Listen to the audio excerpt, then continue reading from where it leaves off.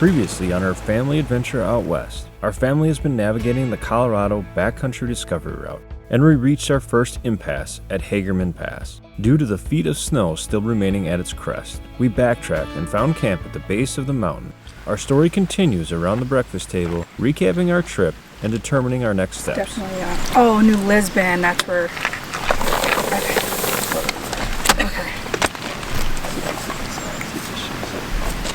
Mama, I'm full. Okay. Same. Okay. Sure. I'll keep it out here in case you want to snack on it a little more. Alright, so new plan, new day. We started up in Steamboat Springs. We cut across on this 14, or we started over, technically we started over in Fort Collins. Took a little bit of 27, came down on 14, and came back onto Steamboat Springs. And we did one of the BDR, we got to the Stagecoach. And then day 2 we came down this road, or we get to, this gulch, Here, I want this spicy one. Trail Gulch. And then yesterday we were driving all the way this way up to this Hagerman Pass, that's where we couldn't get through. There's too much snow, and that's where we decided to turn back. So we came back, and then now we ended up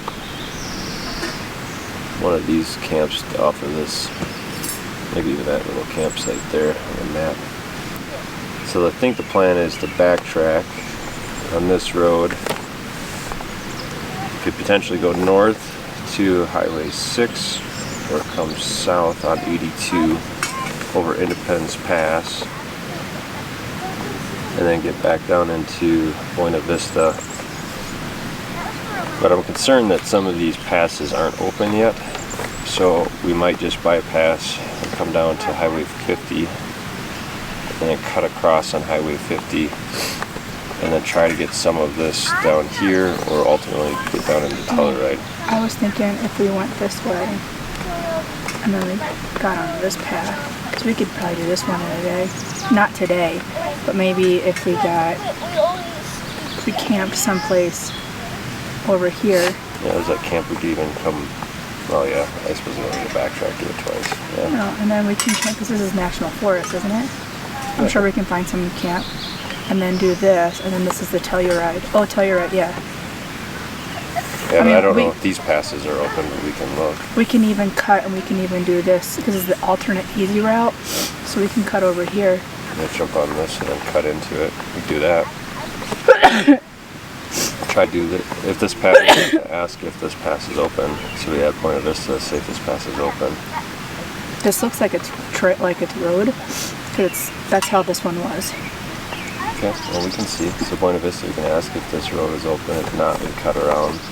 Otherwise, you can get this and find camp somewhere up in here. But we probably would have to camp somewhere here tonight. If we go here and cut across, there's campsites all in this river, on this lake right here. There's it's one. A national recreation area, so I don't know how that works, but yeah. Probably and there's camp sites. here. Yeah. Oh, it's Friday too. Okay, well we'll see how the day unfolds.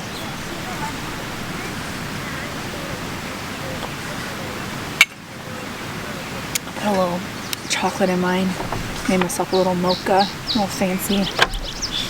Got mine. I want to go look at the map of the grounds here and just see what they have. There isn't a map up there. Oh, they should do that.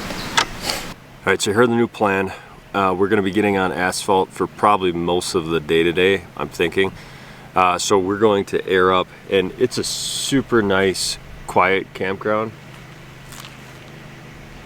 Except for this lawnmower that's coming up. So we're at a low PSI, so I'm going to air up the tires, but that campsite was so quiet and nice. It's got a nice little river next to it, feeds into this reservoir of sorts, but long story short, it's really quiet, so I don't want to wake everyone up or disturb people with airing up. So I just came up the road a little bit, turned on the comms for Andrea because there's no cell phone signal here. And I'm just gonna air up quick, then we're gonna go back down, pick up the kids in the camper, and hit the road.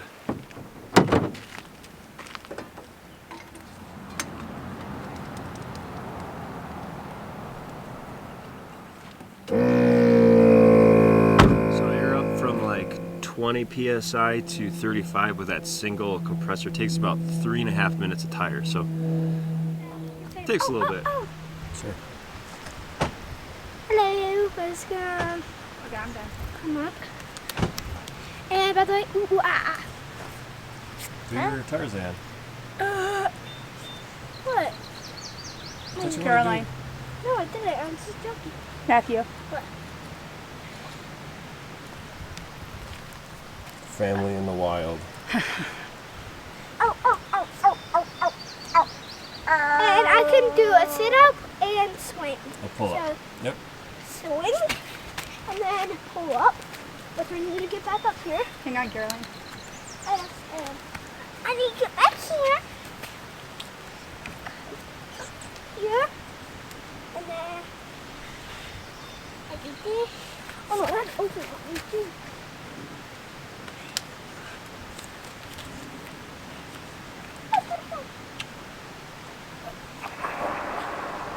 Nice, dude.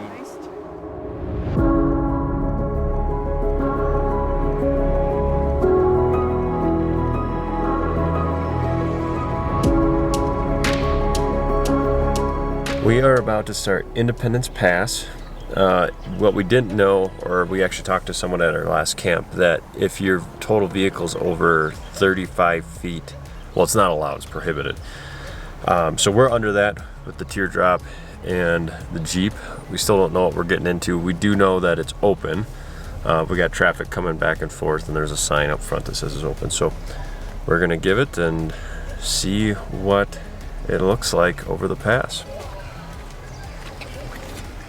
Good to go? Oh my gosh, I was like hanging on to a pine tree as my rear end was like off of the cliff. According to independencepass.org, Independence Pass, previously called Hunter's Pass, has a rich history as the silver mining took hold in the Aspen area. The first real road was built in 1880 by B. Clark Wheeler, one of Aspen's prominent businessmen. Wheeler established tolls along this route at many of the bridges. Soon, railroads reached Aspen from downriver, which ultimately brought the end of the tolls along the route. The town of Independence was established 3 miles west of the summit, and in 1879, early prospectors found a rich vein of silver. The name of the town stuck, and to this day the pass is referred to Independence Pass.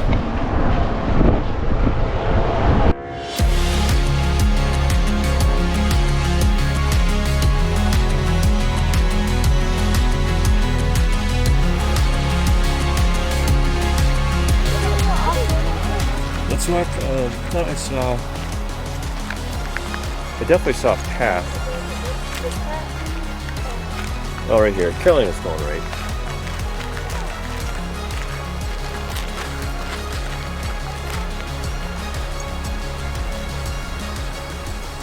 All right, we just made it through Engineer Pass. We're on the, what would this be? The east side, I believe. And we're down to like 10,000. The views are just go on for days. So good. And I really wanted to stick my feet in this snowfall river thing.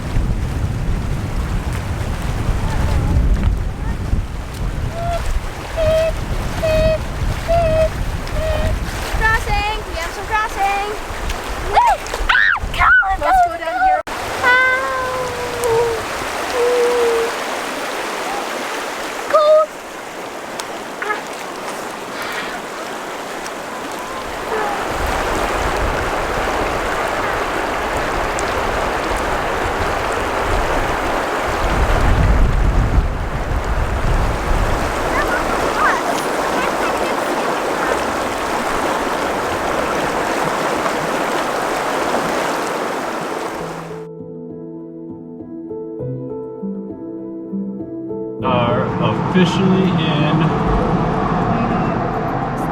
Buena Vista and back on the BDR. So we're going to be making a right up here and jumping back on the route.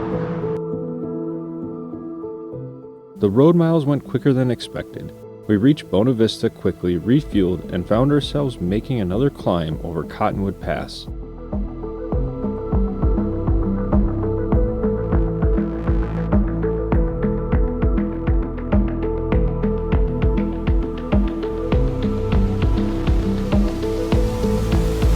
We are on top of Cottonwood Pass.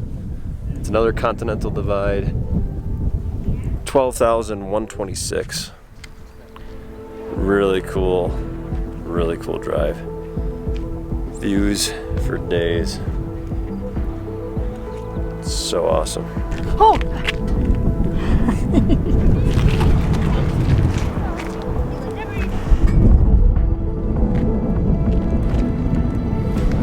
Taking photos, enjoying them. What do you think? It's awesome. It's beautiful. I want to go up there, but I gotta get going. I gotta put my adventure heels shoes to the test.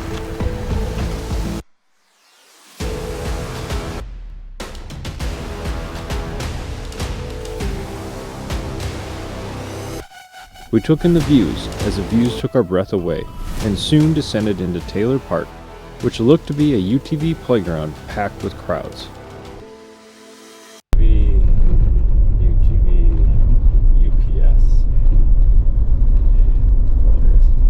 and UTV. But even in the midst of all the chaos, we were able to check one thing off our bucket list. Come on, bud.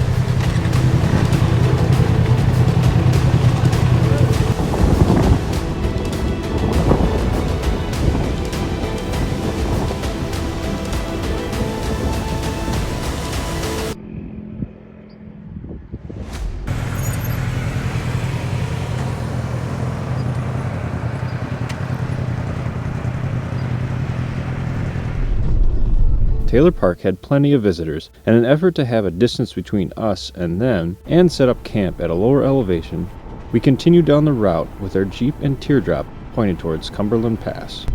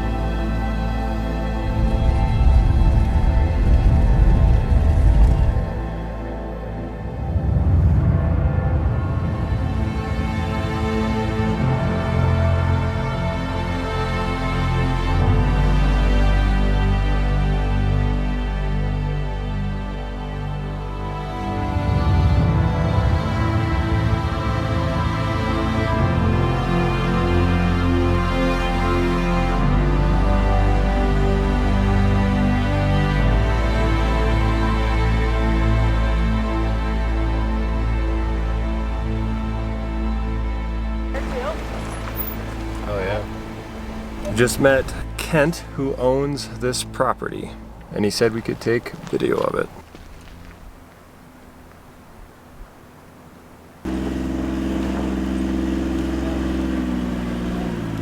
Okay, so what did we just finish? Well, I forget all these names.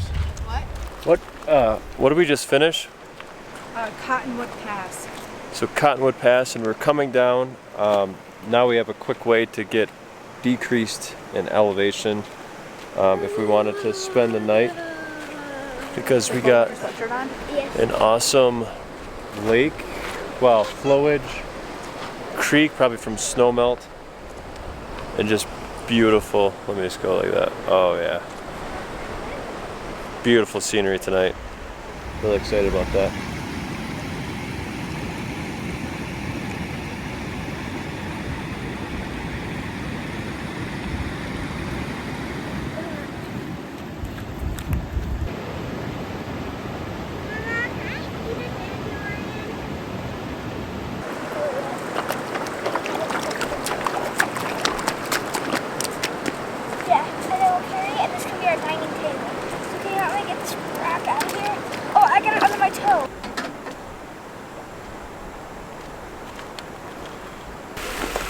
What are we having tonight? Breakfast for dinner. Breakfast for dinner. Yep, we have sausages. I'm making some breakfast potatoes, and then I'll scramble up some eggs. Amazing. Yeah, we discover that we don't like to eat a big breakfast when we wake up. So, but having breakfast when you're camping still tastes really yummy. So we switched it up and are doing it for dinner. I was scared I was burning the sausage, so I just panically threw water in there. As I had to mega lift that rock for their table because you didn't do it. Mom, can you lift this rock? Yes. And then I come back and my sausage is burnt. Oh my gosh.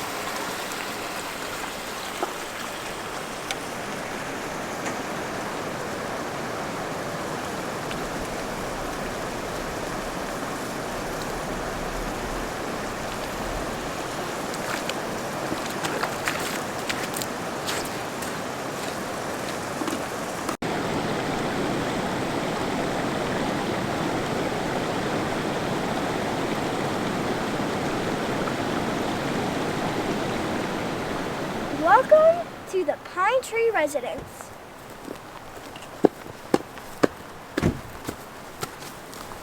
This is where you can hang up your stuff on our beautiful pine branches. In here is our house, which we make soups. That's the only thing we really make. So we have a lot of where to keep our dishes. We have a fire, our stove and cooking zone, and you have a dining room table and 2 seats for the both of us. And back here is our bedroom. You guessed it, it's the bedroom. And far back behind the bedroom would be the toilets, but since we're outdoorsy people, we don't really use that. We use the outdoors. Thank you. That was the Pine Tree Residence. Do you want ketchup on your eggs? Yes. Big busted. Grapes. Go to the strawberries. Okay. Can I say prayers? Sure. I would love if you say prayers. I love to say prayers. Okay, both if you can. Then you first.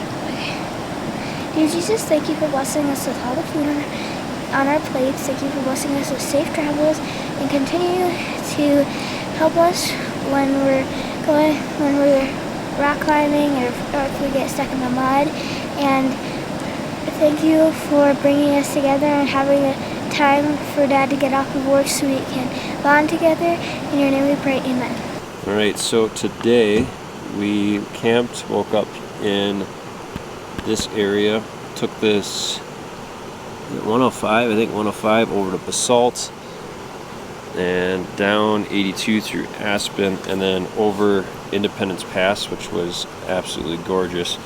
But instead of backtracking and taking this part of the BDR, we ended up heading south to Buena Vista, so we missed basically from here to here of the BDR. Got on Buena Vista, traveled over Cottonwood Pass, went down into this Taylor Park then came up and down through and over Cumberland Pass. And now we're camping somewhere between Cumberland Pass and this Pitkin. So we're somewhere in here. So that ends today, and then tomorrow we'll pick up the trail and hopefully get as far as we can on this section 2, which I think we should be able to finish up to section 2, which ends in Lake City area. So maybe camp somewhere in this area for tomorrow. Really exciting so far. We've made some really good progress. What a beautiful night. The sun is now just reflecting a little bit on that upper peak up there, and we had an awesome breakfast dinner. The sound of this little creek is amazing. Andrea is cleaning the kids' feet off, and they're gonna actually go watch a movie, and then I'm gonna sit and enjoy this view. And the sound of this creek is going to be a peaceful night's sleep. It's gonna be pretty awesome.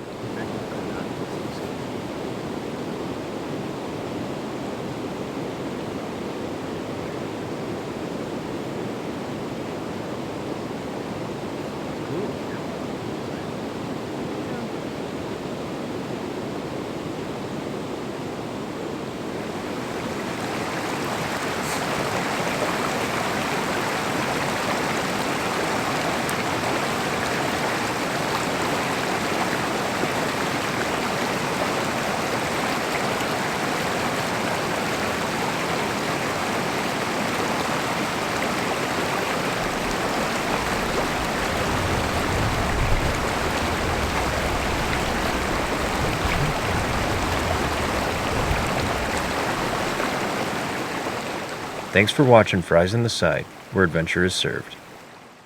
Stay tuned to Fries on the Side for our continued journey out west as we explore, discover new places, and open our eyes to new experiences.